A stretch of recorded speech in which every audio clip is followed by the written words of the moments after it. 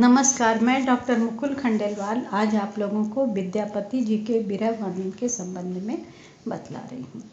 विद्यापति जी की पदावली राधा कृष्ण के प्रेम प्रसंगों का अपूर्व तथा अक्षय भंडार है। प्रेम का ऐसा साम्राज्य अन्यत्र मिलना दुर्लभ है। मिलन और विरह सरिता के दो तट हैं और मिलन में जहाँ प्रेम का संकोच होता है वहीं विरह में प्रेम का विस्तार होता है और बिना माने विरह के प्रेम जो है वो कभी पुष्ट नहीं होता। कहा भी गया है, न बिना विप्रलंभेन संयोग पुष्टि मसनुते। तो विरह को या प्रेम को पूर्णता देने के लिए विरह का चित्रण जो है वो विस्तार से किया जाता रहा है। कवि विद्यापति ने भी राधा कृष्ण के विरह वर्णन में भाव विस्तार किया है। उनका वियोग वर्णन संयोग वर्णन की अपेक्षा अधिक उत्कृष्ट और दिव्य है।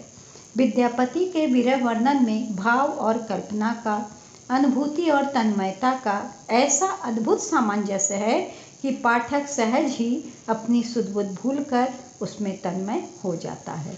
भावों की विविधता, व्यग्रता, परिवर्तनशीलता, दीनता, अनुरोध, वेदना, निवेदन, प्रेम का घातक प्रहार और उससे उत्पन्न हुए पश्चाताप, उपालंब, विवशता, याचना आदि इतने भाव हैं जो विद्यापति में हमको मिलते हैं, वो अन्यत्र मिलना दुर्लभ है।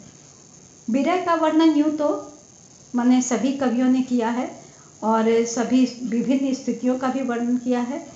विद्यापति जी ने अपने विरह वर्णन में लगभग सभी स्थितियों और सभी दशाओं का अत्यंत सुंदर वर्णन किया है।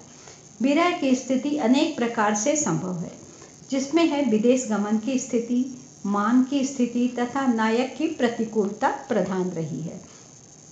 विदेश गमन की स्थिति में भी दो रूप हो जाते हैं, गमन से पूर्व और गमन के पश्चात। विरह का आश्रय रहती है नायिका और आलंबन होता है नायक। यूँ कवि कभी कभी नायक के विरह का भी वर्णन करते हैं, किंतु नायिका के विरह वर्णन की ही प्रमुखता ज़्यादा रही है। पति के विदेश गमन से पूर्व की स्थिति में नायिका प्रवत्सत पतिका और गमनोपरांत प्रोषित पतिका बन जाती है। विरह चित्रण में प्रकृति बड़ी सहायता करती है, उद्दीपन का कार्य करती है। प्रकृति विरह को जागृत करती है, बढ़ाती है, पनपाती है, चरम शिखर तक पहुंचाती है। विद्यापति जी ने विरह की प्रायः सभी स्थितियों और दशाओं का जहाँ चित्रण किया है वहाँ प्रकृति का उपयोग भी किया है। मिलन जितना ही गंभीर होता है, विरह में उतनी ही तीव्रता आती है। आवश्यकता है नायक प्रेम मूर्ति रहे। जितना प्रेम मूर्ति दूर होता जाएगा उतना ही हृदय में गहरे धंसता जाएगा। ज्यों ज्यों बसे जात प्रेम मुरी दूरी दूरी, त्यों त्यों धसे जात मन मुकुर हमारे में। कहने की आवश्यकता नहीं कि राधा के प्रेमी माधव साक्षात प्रेम मूर्ति हैं। वे राधा से मिलने के लिए सदैव आकुल रहते हैं। अपने प्रेम काव्य पदावली का आरंभ विद्यापति जी ने प्रेमी कृष्ण की राधा के प्रति मिलन की उत्सुकता का वर्णन के साथ ही किया है। वे लिखते हैं, नंदक नंदन कदम्ब का तरुतर, धीरे धीरे मुरली बजाओ, समय संकेत निकेतन बैसल, बेरी बेरी बोली पठाओ, सामरी तोरा लागी अनुखन बिकल मुरारी। विद्यापति की राधा कृष्ण के मथुरा जाने की बात सुनकर ही घबरा जाती है। वह अपनी सखी का आश्रय लेती हुई कहती है, सखी है बालम जितब विदेश, हम कुल कामिनी कहियत अनुचित, तो हूँ दे हुनी उपदेश, इन विदेशक बेली।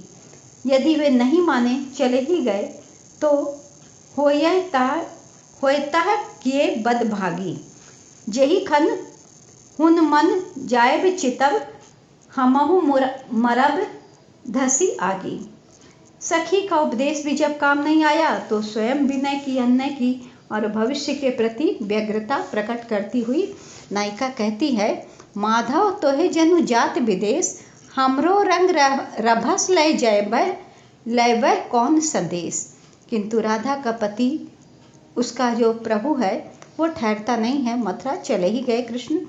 तब राधा कहती है, काली कहल पिया ए सांझही रे, जायब मोय मारुआ देश, मोय अभागली नहीं जानली रे, संग जैतव जोगिन बेस। चकवे की जोड़ी बिछड़ गई तो प्राकृतिक विधानानुसार उसे अग्नि संजोकर जल मरना चाहिए। अतः राधा सखी से कहती है, विनती करऊं सह लोलिनी रे, मोहि देह अगिहर साजी। राधा को बार बार स्वप्न आता है और वह पछताती है। सुतली हलहूँ अपन ग्रह रे, निंदई गलऊ सपनाए, करसौ छुटल परसमनि रे, कौन गेल अपनाए। आकुल राधा प्रिय के लौट आने की कामना करती हुई शकुन भी मनाती है। काक भाख निज भाखव रे, पहुँ आवत मोरा। शकुन नहीं होते, काग नहीं बोलते, पिया नहीं आते। जिस प्रीतम के लिए यह तन और यौवन था वह व्यर्थ लगने लगता है। वह कहती है, यौवन बिनु तन, तन बिनु यौवन, कि यौवन पिय दूरी। एक तो प्रीतम की दूरी, उस पर प्रकृति का वातावरण, उसकी वियोग जो स्थिति है उसको और भड़काते हैं और उसका जीवित रहना भी दूभर हो जाता है। चौदिसी भमर सम कुसुम कुसुमरम, नीरस मांजरी पीबई, मंद पवन चल पिक कुहु कुहु कर, सुनई बिरहिनी कैसे जीवई। बिरहाग्नि दिन प्रतिदिन भड़कती जाती है। कोई भी शीतलोपचार अनुकूल नहीं जान पड़ता, किसी से भी उसे शीतलता नहीं मिलती। विरह की आग दिनों दिन बढ़ती है। वह कहती है, मृगमद चानन परिमल कुमकुम, केवल शीतल चंदा, पिया बिस्लेक अनल जो बसिए, विपति चिन्हय मल भल मंदा। विपत्ति चिन्हय भल मंदा। प्रिय के लौट आने के दिन गिनते गिनते उसकी उंगलियों के नाखून घिस गए। बाट जोहते जोहते उसकी आंखें अंधी हो गई। नखर खोआउलू दिवस गिनी गिनी, नैन अंधाउलू पिया पथ देखी। और नायक जो है जब नहीं आते, फिर प्रकृति जो है अपना सुंदर रूप जब दिखाती है तो नायिका का जो दुख है वो और भी अधिक बढ़ जाता है।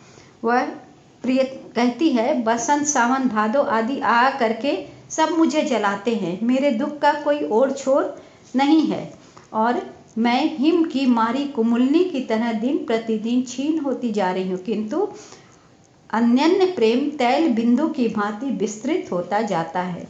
तेल बिंदु जैसे पानी पसारिए, ऐसन मोर अनुराग। नायिका चाहती है कि पत्र द्वारा ही उन्हें बुला भेजे, किंतु प्रियतम के पास पत्र ले जाने वाला भी कोई नहीं है। निराशा बढ़ती जाती है। निराशा तक आने की स्थिति का बड़ा ही क्रमिक और मनोवैज्ञानिक वर्णन विद्यापति जी ने किया है। एखन तखन करी दिवस गमाओल, दिवस दिवस करी मासा, मास मास करी बरस गमाओलू, छोड़यू जीवन आशा। बरस बरस करी समय गमाओल, खोयलू कनकु आशा, खोयलू कनकु कानुक आसे। जब उसे विश्वास हो गया कि वे इस ऋतु में नहीं लौटेंगे तो वह बड़ी दुखी होती है और अभिराम यौवन संपन्न देह को ही सुखाना वो प्रारंभ कर देती है। निरंतर प्रिय का स्मरण करती हुई, उसके गुणों का गान करती हुई वह अत्यंत निर्बल हो गई। अब उसके शरीर में कुछ नहीं रह गया। उसने अपने श्रृंगार सौंदर्य के लिए जो सामग्री जहाँ से ली थी वह उसे लौटा दी। विद्यापति जी लिखते हैं, सरदक ससधर मुख रुचि सोपलक, हरिण के सुलोचन लीला, केस पास लय चमरी के सोपलक, पाए मनोभव पीला। दसन देह दशा दालिम के सोपलक, बंधु अधर रुचि देली। देह दशा सौदामिनी सोपलक, काजर सनी सखी मेली। भौहक भंग अनंग चाप दिहु, कोकिल के दिहु बानी। यह सब इसलिए हुआ कि अब उसका प्रीतम स्वप्न में भी नहीं आता। विरह की यह चरम सीमा है कि नींद भी उसे नहीं आती है। सपनेहु संगम पावल रंग बढ़ावल रे, रे मोरा बिघटावल, नींदौ हेरायल रे। विद्यापति की विरहिनी इन सब स्थितियों से गुजरती है और अंततः मरण दशा तक पहुंच जाती है। विरह की 11 दशाएं मानी गई हैं: चिंता, अभिलाषा, स्मरण, गुणकथन, उद्वेग, प्रलाप, उन्माद, व्याधि, जड़ता, मूर्छा और मरण। विद्यापति की राधा ने पतियालय जायत रे मोरा प्रियतम पास की चिंता भी की, मन को तहाँ उड़ जाए जहाँ हरि पावई रे की अभिलाषा भी की, उसके गुणों का गान भी किया, उसके स्मृति भी की, किंतु जब प्रीतम नहीं आए तो उद्वेग, प्रलाप, उन्माद, व्याधि, जड़ता, मूर्छा आदि ने उसे धर दबोचा। उद्वेग में वह बार बार हा हरि कहकर माने धरती पे पड़ जाती है और प्रलाप और उन्माद इस सीमा तक बढ़ता है कि अनुखन माधव माधव सुमरति सुंदरी भेल मधाई, ओ निज भाव सुभावहि बिसरल अपने मनु अपने गुणु लुभधाई। अपने ही आप में लुभाने लग जाती है, अपने को ही माधव समझने लग जाती है। इस तरह की उसकी उन्माद दशा हो जाती है। वियोग व्यथा की व्याधि इतनी बढ़ जाती है कि वह काठ की मूर्ति बन जाती है, किसी का प्रबोध नहीं मानती, भोजन पान नहीं करती, जड़ता की स्थिति मूर्छा में परिवर्तित हो जाती है। आनी नलिनी क्यों रमनी सुताओली, क्यों देई मुख पर नीरे, निशब्द पेखी क्यों सांस निहारे, क्यों देई मंद समीरे। इतने पर भी निष्ठुर प्राण जो हैं वो नहीं निकलते, क्योंकि उसके प्राण जो हैं वो पति मिलन की आशा से बद्ध है और यही विरह की चरम सीमा है। विद्यापति के विरह वर्णन की सबसे बड़ी विशेषता यह है कि उनका जो वियोग वर्णन है वो प्रधान पुरुष में नहीं है। विरहिणी राधा मूक साधिका है, वह चुप रहकर सब कुछ सहन करती है, अपने मुंह से कुछ नहीं कहती। विरह का संदेश और आत्मनिवेदन बहुत थोड़े समय तक ही उसका रहता है, फिर सखी ही उसकी दशा का वर्णन करती है। पीड़ा की अधिकता में अपने मुख से कुछ कह पाना संभव भी नहीं होता। जीवन के इस गंभीर सत्य को विद्यापति जी ने समझा, अतः राधा के मुख से उसका रोना धोना प्रकट करके उन्होंने विरह की गंभीरता को छिछवा नहीं किया। और यही विद्यापति जी जो हैं वो सूर, जायसी, मीरा, कबीर, मैथिली शरण गुप्त आदि जी से आगे निकल जाते हैं। विद्यापति जी का जो वर्णन है, विरह का जो वर्णन है, वो अपने आप में एक तो ये भी है कि ऊहात्मक और हास्यास्पद नहीं है। कहीं भी फारसी प्रेम जैसी उन्मादकता और ऊहात्मकता वहाँ नहीं है। इसमें प्रेम की गंभीरता है और हाय हाय फारसियों की कवियों की तरह हाय हाय नहीं है। विद्यापति का विरह वर्णन सर्वथा भारतीय पद्धति पर है, अतः उसमें एक गंभीरता है, स्वाभाविकता है, प्रभावोत्पादकता है, रसमग्नता है, शीतलता विद्यमान है। विद्यापति के उक्ति वैचित्र में भी एक मनोवैज्ञानिक हार्दिकता है। धन्यवाद।